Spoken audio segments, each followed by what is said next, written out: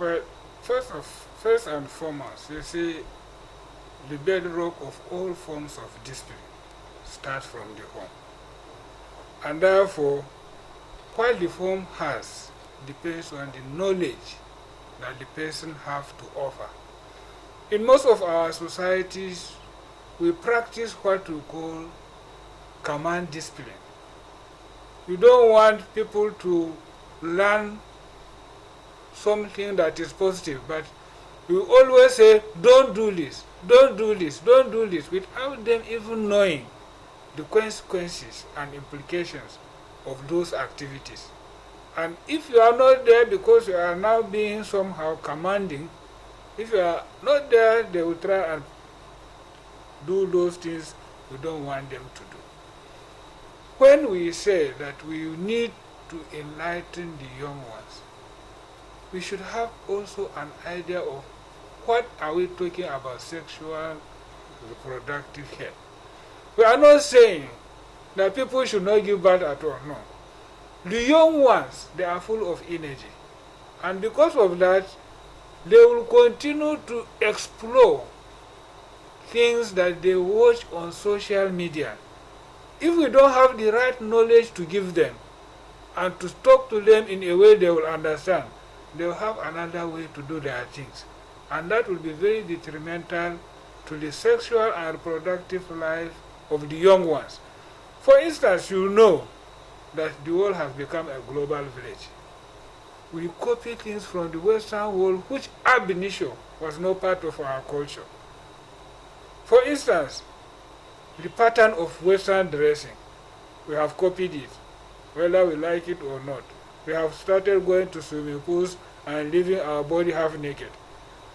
When we come to talking about we stakeholders and all the families and religious bodies, they must know that sexual and reproductive health has to do with good living.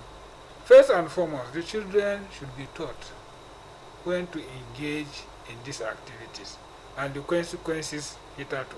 For instance, if a girl does not know what it is to have sex, but the peer groups outside will tell her, we are doing it. They will do it. If they are doing it, then it may be a good thing.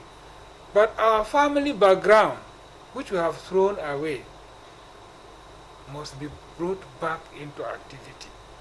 That children cannot be allowed to live a pattern of life without control.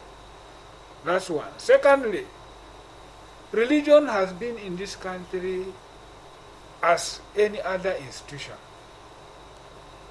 When we talk about religion, we talk about just preaching to the people. We preach to the people. Do they agree? The answer is no. What we are telling them, assuming it is going to work on them, we don't need any other government policy that will cap us, because in this country, we are religious by definition, and they say in the world, Nigeria is the most religious country. Now, what is our religious produce to us? You can see all manner of activities happening. If they say corruption, Nigeria is at the forefront. If they say all forms of violence now, Nigeria is at the forefront. Everything goes, and we preach religion. Therefore, the children must be brought to a point to start learning from the practical perspective of what it is to know about their own development, about what it means to know about sexual activity at that age. What are the consequences? In most places, the fair and reasonable way we can cope unwanted pregnancy among youth is abstinence. But if a youth has already passed that stage of abstinence and is used to acts of sex, the next thing you must do to prevent pregnancy is to offer her what? Prevention from pregnancy, which is family planning. Now you raise the issue of family planning with either family or religious bodies. They start fighting that we are teaching people waywardness. If people abstain, why do you need family planning? But we know they don't. You allow them, they go and get pregnant. You stop them from taking family plan, they get pregnant. At the end, they will bring the pregnancy home, and the mother and the father will say, not in this house. The problem of not in this house, you have stopped her from having family planning. She is sexually active. She brings pregnancy home. You say not in this house. What will be the next step? Let's go and do abortion. Including clergies. Alright? They will encourage abortion because it will dent their image. How will they tell me as an imam or as a pastor that my daughter is pregnant?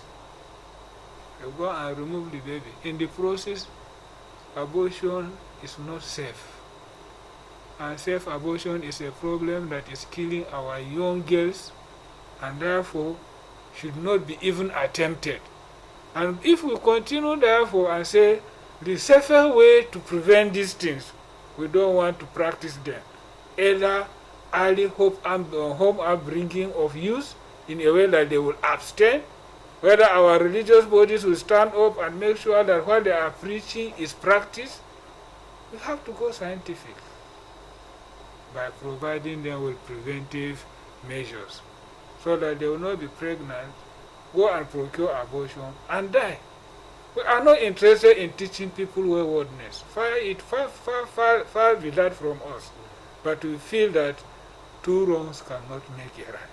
You stop a wrong thing so that a good thing can be done. But you allow a wrong thing to happen and you want to correct it with another wrong thing. It will not all go well for our societies.